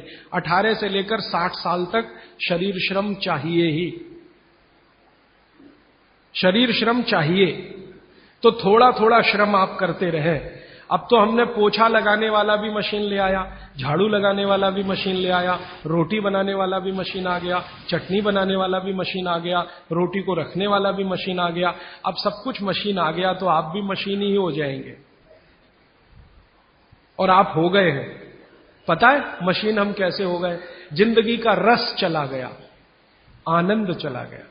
पहले घरों में काम करते समय जो रस था, आनंद था, वो सब चला गया। कैसे चला गया? मैंने बचपन का मुझे याद है, माताएं बहनें काम करते करते बहुत सारे गीत गाती थी, गीत गाती थी। अब वो काम ही बंद हो गया तो गीत भी बंद हो गए। अब किसी भी मां को पूछो कि 20 साल पहले बच्चे के पैदा होने पे क्या क्या गीत गाए जाते थे, याद ही नहीं है। तो अब क्या करते हैं, जो सिनेमा के गीत हैं उनका सीडी लगा के चला देते हैं। घर में बच्चा पैदा हुआ तो चोली के पीछे क्या, तो चीज बड़ी है मस्त मस्त, आती क्या खंडाला तो जाती क्या खंडाला, ये घर में बजाए जा रहे हैं। कब? जब बच्चा पैदा हुआ। क्योंकि मां को बच्चा पैदा होने के समय के गीत ही याद नहीं है, क्योंकि वो गीत गाने के लिए जो समय मिलता था काम करते करते, वो समय चला गया तो गीत चले गए। शादी के समय क्या क्या गीत गाए जाते थे याद नहीं है। अब तो वो डीजे ले आते हैं और वीजे पता नहीं क्या क्या उसको बोलते हैं, बड़ा साउंड बॉक्स, और लगा दिया और ऐसा शोर कान फोड़ने वाला जिसकी न सुर न लय न ताल। तो हमारे यहां काम में आनंद था। देखिए मैं आपसे विनम्रतापूर्वक एक बात कह सकता हूं कि भारत की कोई भी मां शरीर श्रम से थक सकती है, बोर नहीं हो सकती। यह शब्द बोरियत भारतीय शब्द नहीं है, यह अंग्रेजों का शब्द है। हिंदी में वैसे का वैसे ही हमने ले लिया, बोर होना। जी हम क्या कर रहे हैं? बोर हो रहे हैं। आजकल के बच्चों को मैं बहुत सुनता हूं, जी क्या कर रहे हैं? बोर हो रहे हैं। जी बोर हो रहे हैं। अब बोर हो रहे हैं तो करें क्या? तो ले देके वो एक टीवी है चालू कर दिया, उसमें पोगो देखो, पोगो। अब पोगो में क्या है, वो और ज्यादा बोर हो जाओ तो पोगो की जगह कोई दूसरा देखो, लोगो, या तीसरा देखो। वो सब आपको बोरियत में ही ले जाएंगे। क्यों? क्योंकि इसमें इंटरेक्शन कुछ नहीं है, सब कुछ वन साइडेड है। और गीत गाने में इंटरेक्टिव है, ये एक साइड नहीं है, ये मल्टी साइडेड है। तो हमारी माताएं गीत गाती थी, हर समय के लिए गीत बने हैं। पापड़ बना रही हैं, बड़ी बना रही हैं, उस समय के गीत अलग है। मसाला पीस रही हैं, उस समय के गीत अलग है। शादी के लिए मसाला पीस रहा है, उस समय के गीत अलग है। शादी के लिए पापड़ और बड़ी बन रही हैं, उस समय के गीत अलग है। ये गीत इकट्ठे आजकल मैं कर रहा हूं, हजारों की संख्या है गीतों की, लेकिन इनको लिपिबद्ध हम नहीं कर पाए, किताबें नहीं छपी, इनकी नोटबुक्स नहीं बनी, तो धीरे धीरे खत्म हो रहे हैं या तिरोहित हो रहे हैं। इन गीतों में जो सुर है, जो लय है, जो ताल है, वो हर मां के लिए आसान है। हर मां उस सुर और लय और ताल में गा सकती है। आवाज का पिच ऊपर नीचे हो सकता है, लेकिन सुर लय ताल वो सबको एक जैसा है, मालूम है, उत्तर से दक्षिण, पूरब से पश्चिम। धान की पौधे लगा रहे हैं तो अलग गीत है, धान काट रहे हैं तो अलग गीत है, धान को घर ले जा रहे हैं तो अलग गीत है। हमारे यहां हर काम के साथ गीत और संगीत है, क्योंकि बोरियत ना आए। और आज जो आधुनिकता में से निकला है, मॉडर्निज्म में से निकला है, इसने सब कुछ खत्म कर दिया तो बोरियत ही आएगी। समय आपका ले लिया तो बोरियत आएगी। तो भागवत जी कहते हैं कि आपका जीवन, ये अब उनका 5वां सूत्र है, आपका जीवन जहां आप रहते हैं, जहां आप रहते हैं, माने आप मद्रास में रहते हैं तो यहां की जो आबो हवा है, जो यहां की तासीर है, उसके हिसाब से चलना चाहिए। राजस्थान में रहते हैं तो वहां की आबो हवा तासीर से चलना चाहिए। तो हर आबो हवा और तासीर में खास तरह के गीत, खास तरह का संगीत, खास तरह का श्रम, ये हजारों साल पहले बना और विकसित हुआ है। ये वापस आएगा, मुझे इसके बारे में थोड़ी शंका होती है, लेकिन हम प्रयास करेंगे तो जरूर वापस आ सकता है। इतना मुझे भागवत जी के 5 सूत्र अब तक मैंने आपसे कहना है। अब इन 5 सूत्रों पर कोई भी सवाल हो तो आप पूछ सकते हैं। मैं आपको भागवत जी के 50 सूत्र बताऊंगा अगले 28 तक, अभी तक 5 बताए। कोई सवाल पूछना चाहे तो जी पूछिए, हाथ उठाइए। और मेरी विनती है भैया, कोई उठ के ना जाए प्लीज, थोड़ी देर रुकिए। ये सवाल हो सकता है आपके भी काम के हों, जरूरी नहीं है कि जिन्होंने पूछा उन्हीं के काम के, हो सकता है आपके भी काम के। थोड़ी देर सब रुकिए प्लीज। हाँ आप मेहरबानी करके इन 5 सूत्रों को क्रम से एक बार फिर से बता दें। हाँ, अगर कागज पेन है तो लिख लीजिए, कॉपी है तो लिख लीजिए, डायरी है तो लिख लीजिए। और मैंने आपसे कल भी कहा था, आज फिर कह रहा हूं कि नहीं लिख पाए तो भी चिंता मत करिए, ये सब सूत्रों की पुस्तकें भरपूर मात्रा में आ गई हैं। एक भाई कौन लेके आए, उनका मैं धन्यवाद देना चाहता हूं, ट्रांसपोर्ट में जाके अंजनी कुमार जी हैं, हाँ बहुत धन्यवाद आपका।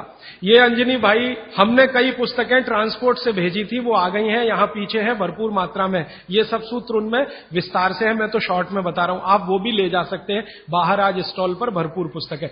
हाँ, 5 सूत्र फिर से बताता हूं। सबसे पहला सूत्र जो मैंने कल कहा था कि भोजन को बनाते और पकाते समय सूर्य का प्रकाश और पवन का स्पर्श ना मिले तो वो भोजन नहीं करना। अब सूर्य के प्रकाश और पवन के स्पर्श का लंबा विश्लेषण मैंने कर दिया था कि आप प्रेशर कुकर का खाना नहीं खाना, माइक्रोवेव का खाना नहीं खाना, रेफ्रिजरेटर का खाना नहीं खाना। ये दूसरा जो सूत्र था भागवत जी का कि खाना पकने के 48 मिनट के अंदर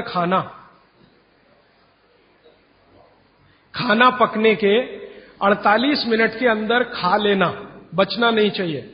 दूसरा सूत्र वो मैंने विस्तार से समझा।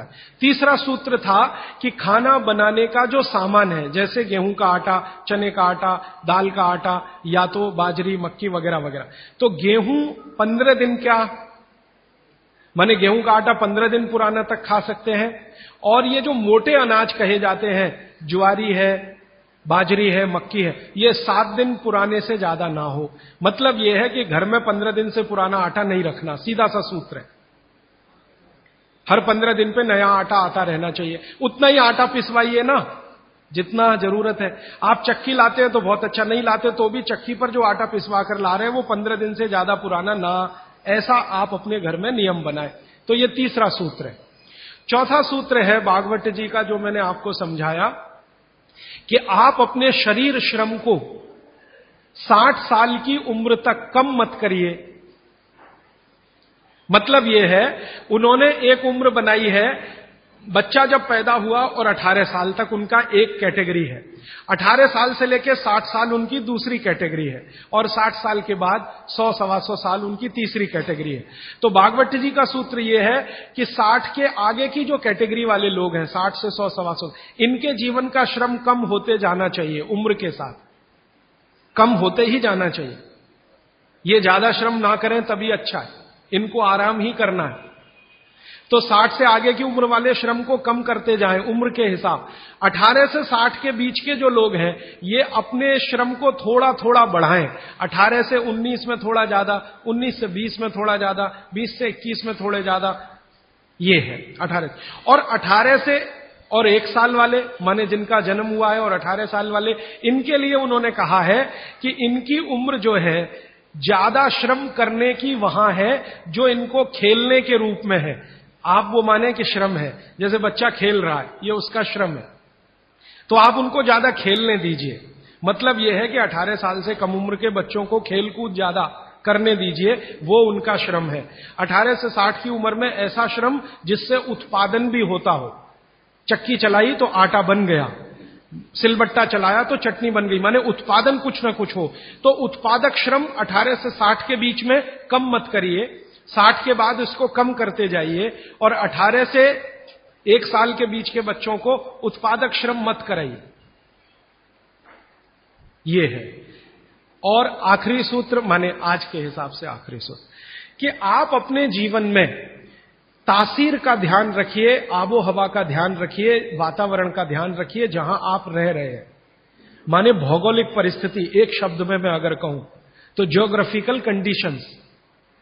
तो आपकी जो आबो हवा है इसका ध्यान रखिए। इसका ध्यान कैसे रखना, मैंने आपसे उदाहरण के लिए में कहा था कि भारत गर्म देश है और कनाडा ठंडा देश है।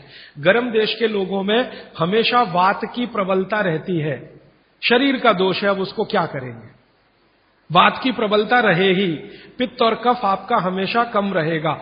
इसलिए भारत के लोगों को वात के रोग सबसे ज्यादा है। भागवत जी कहते हैं कि भारत के लोगों को लगभग 70 से 75% रोग वात के हैं।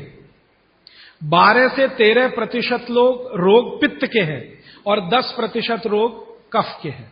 कफ के रोग हमारे यहां सबसे कम है, पित्त के थोड़े ज्यादा, वात के सबसे ज्यादा, क्योंकि हम गर्म जगह रहते हैं। तो आप ध्यान रखिए कि गर्म जगह में ऐसे काम मत करिए जिससे वात बढ़े। जैसे मैं आपको एक उदाहरण दूं, माफ करिएगा ये उदाहरण देते हुए, आप दौड़ लगाते हैं, रनिंग, इसमें वात सबसे ज्यादा बढ़ता है। हमारे यहां आजकल एक फैशन आया, मॉर्निंग में दौड़ो। दौड़ना नहीं है, चलना है। चलने और दौड़ने में अंतर आप समझते हैं। दौड़ने में ऊर्जा बहुत शरीर की, गर्मी बहुत शरीर की बढ़ेगी और वात को बढ़ाएगी। वात बढ़ेगा तो ये घुटने बहुत जल्दी आपके थकेंगे। आप देख लो, जितने हिंदुस्तान के रनर है ना, रनर 100 मीटर दौड़ने वाले, 200 मीटर, 35 साल के बाद किसी के घुटने काम नहीं करते, सब बैठ गए। मिल्खा सिंह को मैं मिला हूं, वो कहते हैं यार उस समय जो मैं दौड़ गया ना, अब पता चल रहा है कि उसका क्या असर है। परमानेंट डैमेज हो गए हैं दोनों नी जॉइंट्स मिल्खा सिंह के। तो भारत दौड़ने वाला देश नहीं है। माने सुबह आप जाओ तो मॉर्निंग वॉक के लिए जाओ, रनिंग के लिए मत जाओ। जाओगे तो वात बढ़ेगा, बात बढ़ेगा तो तकलीफ आए। तो बागवती जी बहुत गहरी बात कह रहे हैं। जहां रहते हो वहां की आबो हवा और तासीर को ध्यान में रखो। हमारी आबो हवा गर्म है, गर्म हवा में वात बढ़ता है, ये याद रखो। तो वात बढ़े ऐसा कोई काम मत करो। और यूरोप वालों के यहां क्या है, कफ बहुत बढ़ता है क्योंकि ठंड है, ठंड में हमेशा कफ बढ़ता है। तो ठंडी लोग हैं, ठंडे देश हैं, ठंडा आबो हवा है, तो कफ बहुत बढ़ेगा। तो वो उसका ध्यान रखें, जो कनाडा में रहते हैं, अमेरिका में रहते हैं, कि कफ मत बढ़ने दो। अब बात ना बढ़े हमारा, कफ ना बढ़े यूरोप और अमेरिका वालों का, तो सारी दुनिया निरोगी। पित्त जो है वो सम में वैसे भी रहता है, पित्त जो है ज्यादातर सम में ही रहता है। तो ये 5वां सूत्र है। तो ये 5 सूत्र मैंने फिर से आपको बता दिया। राजीव जी, आपके प्रथम सूत्र के अनुसार सोलार कुकर कितना उपयोगी है? हाँ, बहुत अच्छा सवाल है, मैं इंतजार कर रहा था कोई पूछे। देखिए, मेरे प्रथम सूत्र के अनुसार सोलर कुकर सबसे ज्यादा उपयोगी है, क्योंकि भगवान भागवत जी क्या कह रहे हैं, सूर्य का प्रकाश, पवन का स्पर्श। अब सोलर कुकर एक ऐसी अद्भुत चीज बनी है या बनाई गई है जिसमें सूर्य का प्रकाश सबसे ज्यादा। तो सोलर कुकर का खाना बहुत अच्छा। लेकिन कौन सा सोलर कुकर? देखिए, एक सोलर कुकर ऐसा आता है जिसमें डब्बे को बंद करके खाना बनाने के लिए रखते हैं ना, वो सब एल्यूमिनियम के डब्बे हैं, वो ध्यान रखिएगा। आपने देखा ना सोलर कुकर में वो डब्बे बंद करके हम रख, वो सब एल्यूमिनियम। और कल मैं कह चुका हूं इस बात को कि एल्यूमिनियम दुनिया का सबसे खराब मेटल है जिसमें खाना नहीं रख सकते।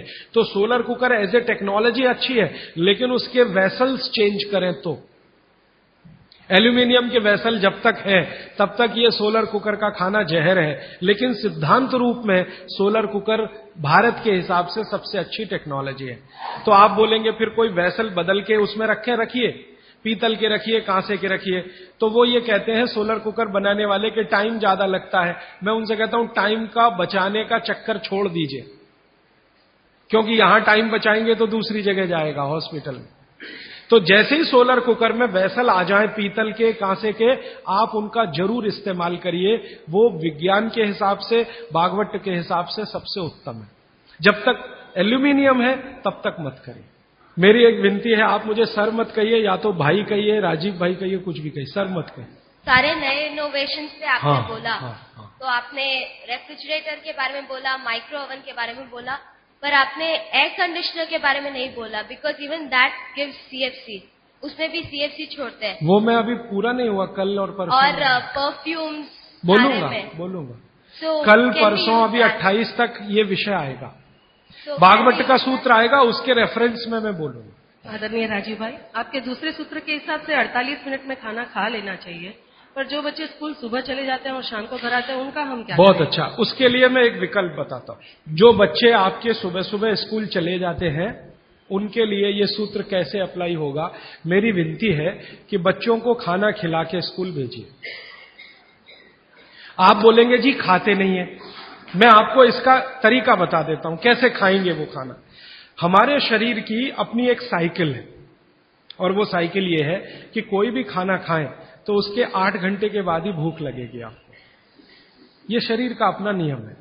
तो बच्चों के ऊपर भी यही नियम है, पुरुषों के ऊपर, स्त्री, सबके ऊपर। तो साइकिल शरीर की यह है कि खाने के 8 घंटे के बाद ही भूख लगेगी। तो एक रात पहले का खाना उनको उस समय खिला दीजिए कि सुबह तक 8 घंटे पूरे हो जाए। माने अगले दिन शाम को ही खाना खिला दीजिए, रात को मत खिलाइए। शाम को 6 बजे तक अगर आपने खाना खिला दिया, 6 बजे तक, तो 8-9 बजे तक सोने की नींद उनको आई जाएगी।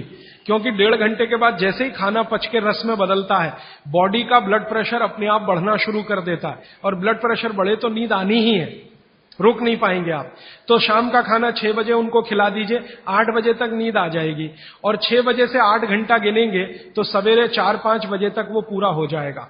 तो 4-5 बजे के आसपास जब वो सोकर उठेंगे तो इतनी तेज भूख लगी होगी कि आप रोटी दाल चावल खिला दो, वो खा के चले जाएंगे।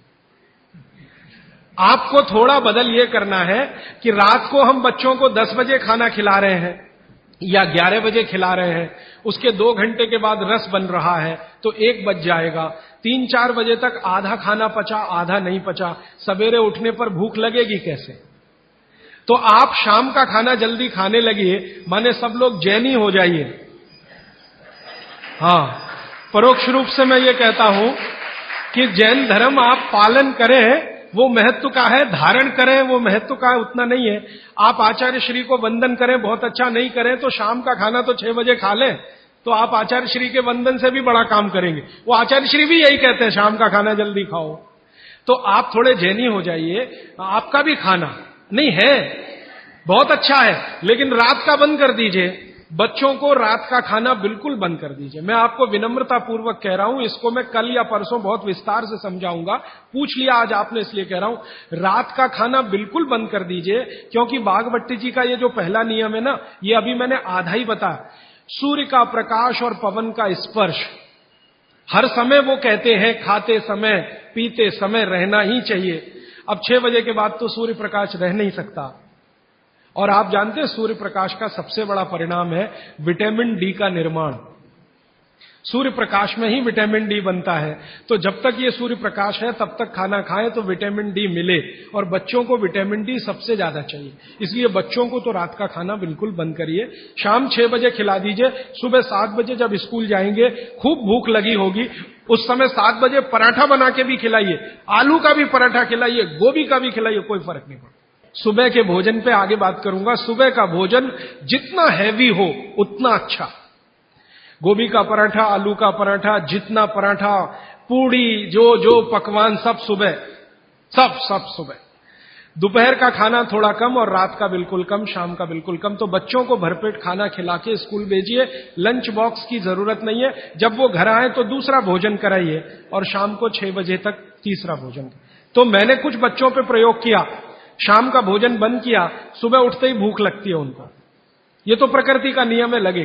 सारे जानवर, सारे पक्षी उठते ही खाना खाते हैं। आप देखो, चिड़िया है सुबह सुबह खाने पे लग जाएगी, गाय बैल भैंस बकरी सब सुबह खाने पे लग जाएगी, क्योंकि वो शाम को सूर्य के बाद खाना नहीं खाते। कोई गाय रात को खाना नहीं खाती, खिला के देख लो, जर्सी गाय को छोड़कर।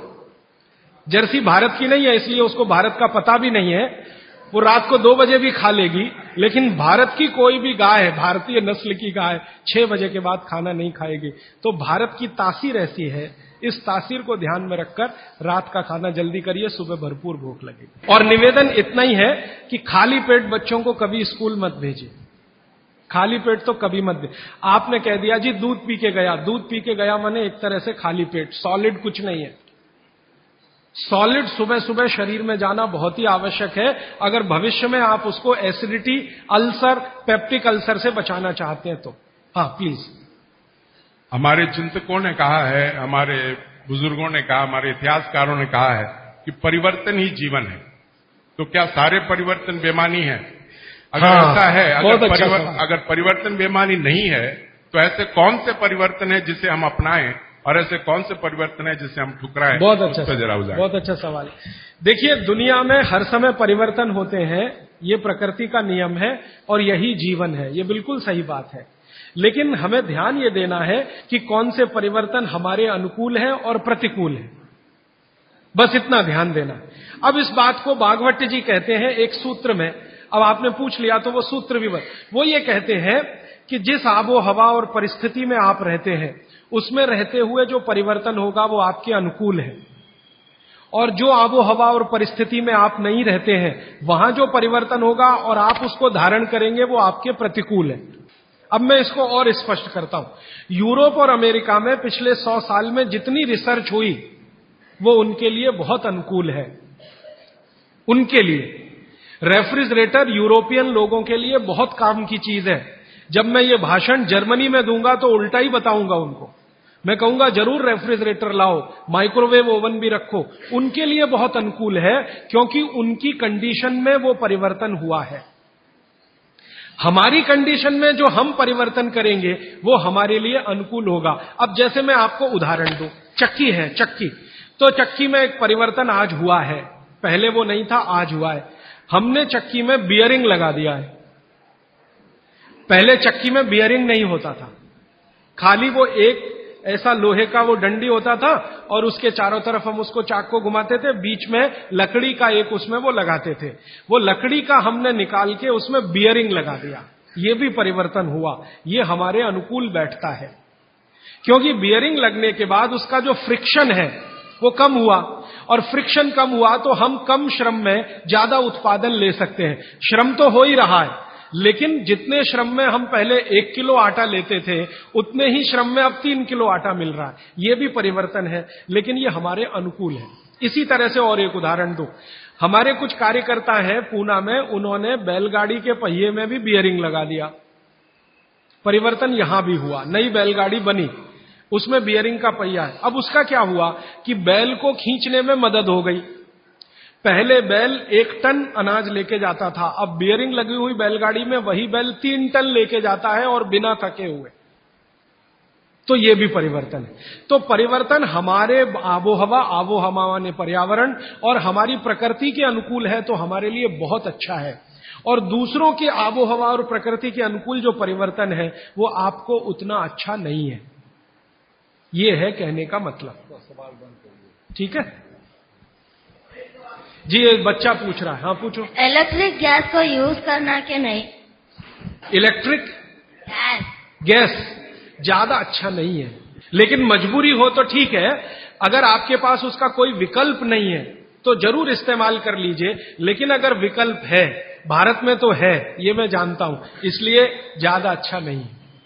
जी, आबो हवा से जुड़ा हुआ एक सवाल है। जैसे राजस्थान में गेहूं की बहुतायत होती है और यहाँ पे चावल की होती है। हाँ। यहाँ पे चावल के खाने के आइटम ज्यादा हो, तो क्या ये सही होगा कि यहाँ चावल का, हम खाने में चावल का उपयोग ज्यादा करें? बिल्कुल सही होगा।